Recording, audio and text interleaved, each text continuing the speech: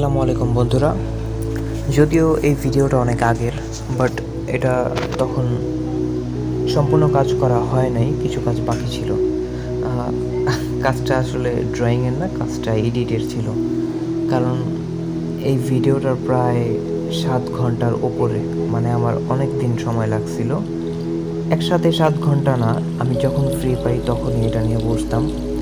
তো এটা আমার এক ফ্রেন্ডের গিফটের জন্য রাখছিলাম, যার কারণে যতটুকু সময় কাজ করতেছিলাম যাতে কাজটা ভালো মতো হয়, এই জন্য খুব ভালোভাবে করতেছিলাম। তো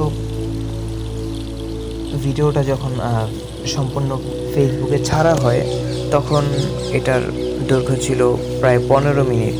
তো সাধারণত 15 মিনিটের ভিডিও কেউ দেখবে না, যার কারণে ভিডিওটা আমি আবার এডিট করতে বসি।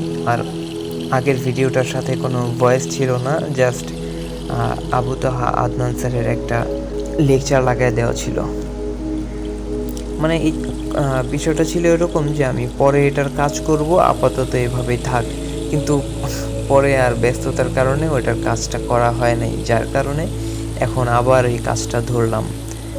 আর এখানের যে কাজটা, এটা তো ওই ভিডিওতেও বলা ছিল, এটা একটা প্লেন বোর্ড।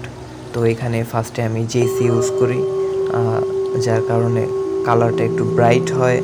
আর জেসিটা ইউজ না করলে, এটা যেহেতু বোর্ডে কিন্তু প্রচণ্ড রং খায়, রং টানে। যেমন আপনার সিমেন্ট দেখবেন নতুন অবস্থায় যখন সিমেন্টের একটা দেয়াল দাঁড়া করানো হয়, ও যেরকমভাবে পানি টানে, এই বোর্ডগুলোর সিস্টেম ওই রকম প্রচণ্ড পরিমাণে পানি টানে।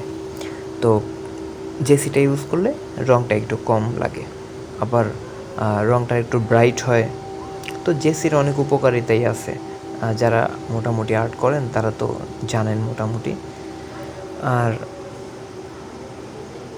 এটার উপরে আসলে 3-4টা ধাপে কাজ হয়েছে। এরপরেও এটার যে ফাইনাল লুকটা আসে, এই ফাইনাল লুকের পরেও অফ ক্যামেরাতে আমার এটার উপরে আরও কিছু কাজ হয়, যেটা আসলে ক্যামেরায় আসেনি। ছবি ছিল, এটা তো আসলে গিফটের, রাতের বেলা কমপ্লিট করে সকালবেলা আমার বন্ধুকে দিয়ে দিছি, যার কারণে ওটার কোনো ছবিও নাই। ভাবছিলাম ওর কাছে চাইবো করে, আর চাওয়াও হয় নাই। যাক, যেটা আছে সেটাই ছাড়লাম। এটা পরে কাজ কমপ্লিট করার পর আরও একটু সুন্দর লাগতেছিল। জাস্ট আমি নিচে স্কাই ব্লু দিয়ে লেখার শ্যাডোটা আর্ট করলাম, লেখাটা লিখলাম। এরপরে ডিপ ব্লু দিয়ে আমি উপরের লেখাটা লিখলাম, এখন স্পষ্ট। তো এ পর্যন্তই শেষ ছিল, কিন্তু ছবিটা কেমন যেন ফাঁকা ফাঁকা লাগতেছিল, যার কারণে পিছে আমি এই মসজিদুল আকসা হিসাব করে এটা আমি আর্ট করছি।